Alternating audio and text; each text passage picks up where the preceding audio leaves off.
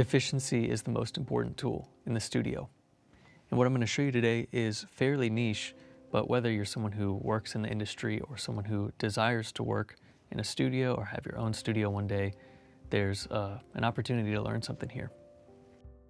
I want to show you a development of mine that has allowed me to do detailed work more efficiently.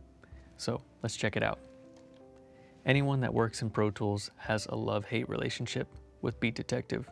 It's a tool that I use on every single song that I produce, but we all know that it doesn't do a great job at assigning the triggers, and often, if you really care about the work that you do, you'll go in by hand and align every single trigger.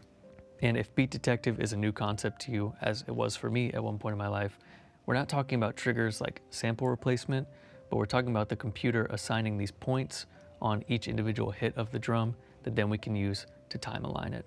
So before we jump in, let's take a listen to these drums. These are just right off the board and then a couple of plugins just to pull them together. But again, we're not triggering any samples or anything. I just want us to be familiar with the drums we're working with, and then yeah, we'll hop into it.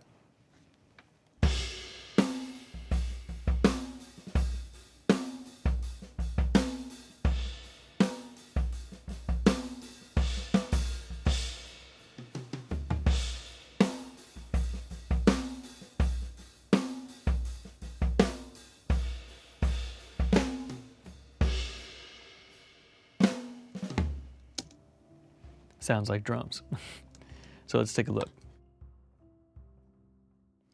And we all know that Beat Detective often makes mistakes when placing triggers on the elements of the kit.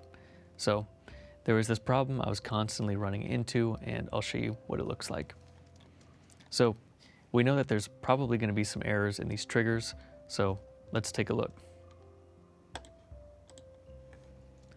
What I would usually do is you would have to zoom in.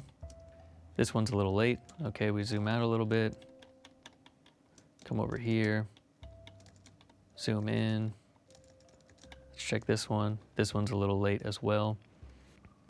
After years of working this way, I figured there was a better way.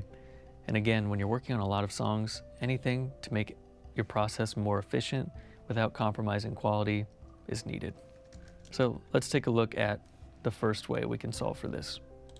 So we come up on this first trigger, let's fix it, and I've got it so when I hit tab, it scrolls to the next trigger point, and I can adjust everything as needed. Here I'm a bit too zoomed in, so let me zoom out. But so we can start flying through all of our different triggers and make sure that there are no errors. And even though it's still going to take some time, it's so much quicker than the old way of doing things. And there's two ways that we're able to do this, the free way and the paid way. So first, I'll show you the free way. It's a little bit slower than what I just showed you, but you can zoom up on each individual trigger, and in Beat Detective, we can utilize the scroll next feature. And it might look something like this. That one's good because we already fixed it. And we can just start zooming through all of our triggers to make sure that there's no errors.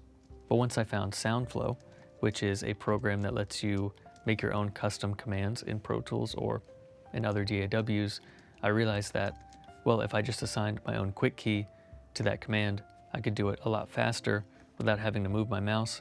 So the mouse is just for adjusting the triggers, and then, left hand on the keyboard for either zooming or moving from trigger to trigger. So it started to save me, honestly, hours of time.